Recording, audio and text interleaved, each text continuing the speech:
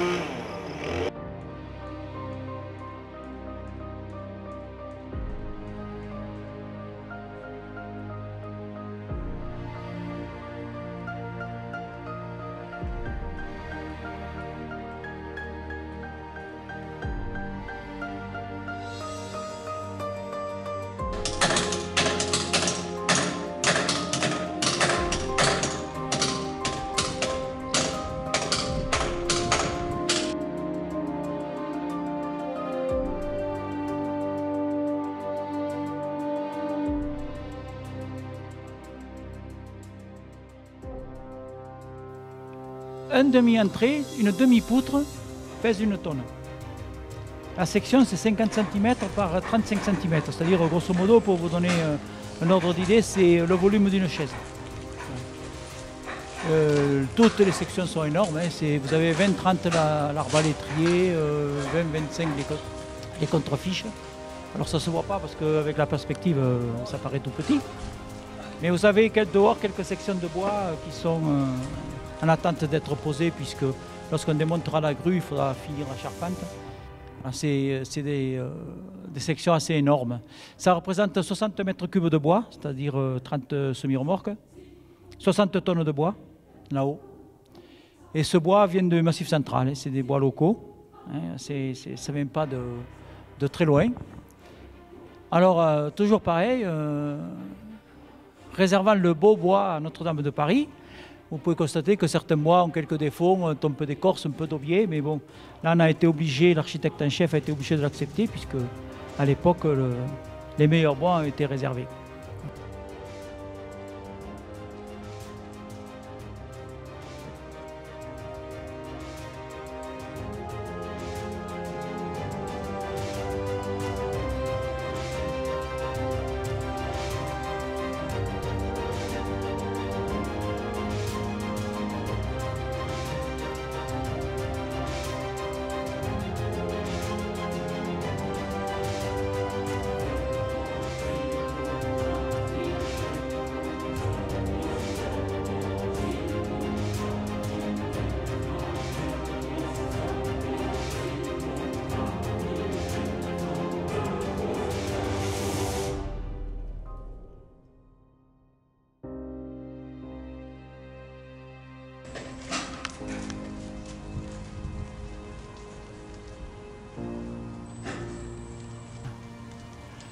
La grande difficulté, ça a été l'approvisionnement. Parce qu'on nous a dit vous pouvez approvisionner un hélicoptère, mais un hélicoptère en altitude ne peut enfin les hélicoptères qui existent sur l'Aveyron ou sur la région ne peuvent soulever que 300 kg. Et donc 1 tonne, c'était impossible à soulever, sauf de faire venir un gros hélicoptère militaire qui aurait coûté un prix énorme. Alors on a fait tous des va-et-vient, on a fait 18 voyages pour monter tout le bois, avec un petit camion et une remorque, vous verrez sur les photos. Et ensuite on a tout assemblé dessus, puisqu'on a tout taillé en atelier, on a assemblé à blanc, On présente tout, on marque, on cheville, on décheville, on démonte et on remonte. Et la grue n'étant pas assez puissante pour lever la ferme entière, on l'a assemblée grâce à la plateforme de Cantero, du maçon. On a tous assemblé pièce par pièce sur le chantier.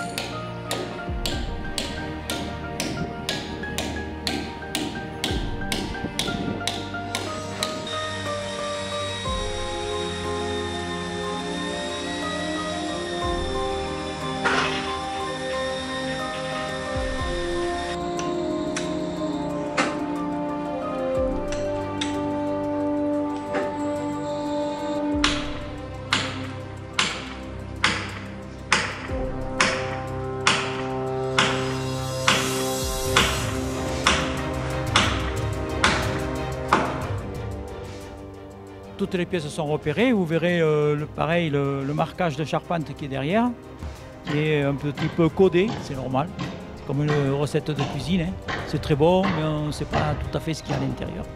Donc là c'est pareil, on a un codage un petit peu spécifique, et tout est remonté sur place. Voilà.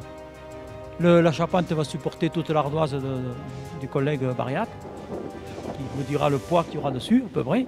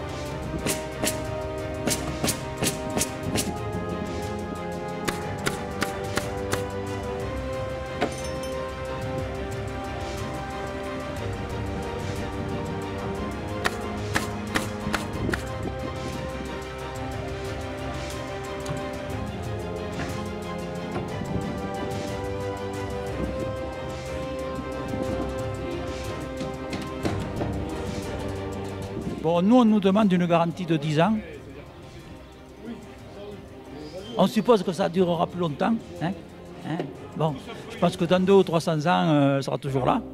À part que l'incendie fasse comme il avait fait précédemment. Hein. Mais vous avez une charpente là qui est à vie, hein, je veux dire.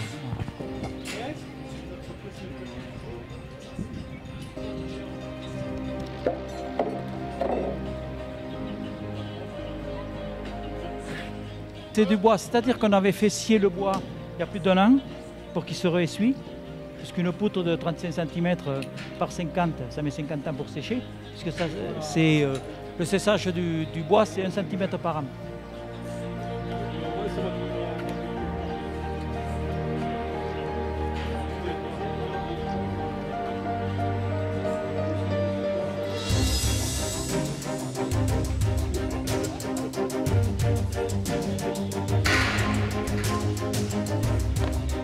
Voilà, puisque donc la poutre entière fait 2 tonnes, hein, puisque une fois là la ferme entière fait 3 tonnes.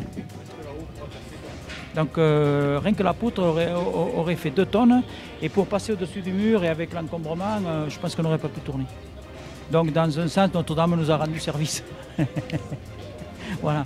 Mais on nous aurait imposé 14 mètres. Bon, on se serait débrouillé, hein, on a l'habitude, mais c'est vrai que ça nous aurait encore plus compliqué l'accès au château. Et au levage avec la grue, puisque la grue que l'on a mis en position est la plus grosse grue qui passait par le pont-levis, enfin par l'entrée, par le porche. Donc c'est vrai qu'elle est faible, elle ne peut pas tout soulever. Bon, on nous a très bien rendu service, mais on ne pouvait pas aller plus haut. Donc on aurait peut-être pu ne pas soulever la poutre de 2 tonnes.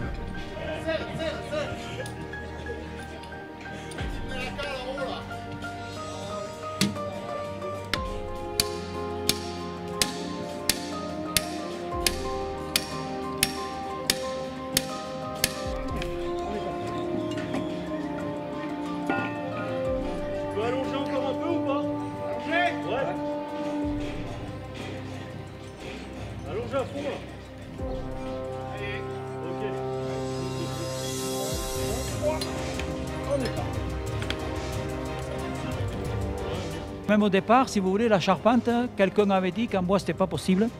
Et il voulait faire une charpente en béton ou métallique ou en lamelé collé. Et lorsqu'on a fait la chapelle, l'architecte en chef nous a demandé conseil. Et on a dit, si, il est tout à fait possible de faire une charpente traditionnelle en chêne, comme autrefois. Le tout, c'est de trouver le bois et les gens qui savent le faire, c'est tout. Voilà. Et il nous a écoutés. Pour ça, on a un architecte en chef qui est quand même très à l'écoute. Il nous a fait confiance et on a fait une charpente traditionnelle.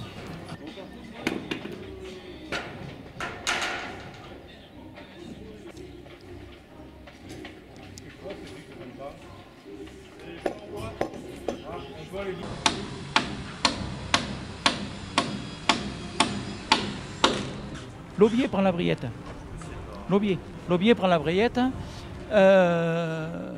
Logiquement, bon, souvent quand l'insecte est dans le bois, c'est qu'il était dans le bois lorsque le bois était sur pied, puisque l'insecte ne vit que dans du bois vivant, donc en sève. Mais il finit son cycle une fois que le bois est coupé. Ce qui fait que si la larve, enfin l'insecte a pondu dans l'arbre sur pied, et que nous on coupe l'arbre un an après, comme l'insecte vit 3 ans, enfin pas l'insecte, la larve vit 3 ans dans le bois, elle finit son cycle dans la poutre. Voilà. Après, elle se transforme en insecte et elle va pondre ailleurs et ça recommence. Mais c'est vrai que les aubiers que l'on voit, c'est pour ça qu'en principe on ne met pas d'aubier dans les charpentes. Mais bon, là il va cuissonner comme on dit un petit peu. Hein. Voilà. Mais vu la section de la poutre, il peut cuissonner. Hein. C'est pas... Il y a de quoi manger.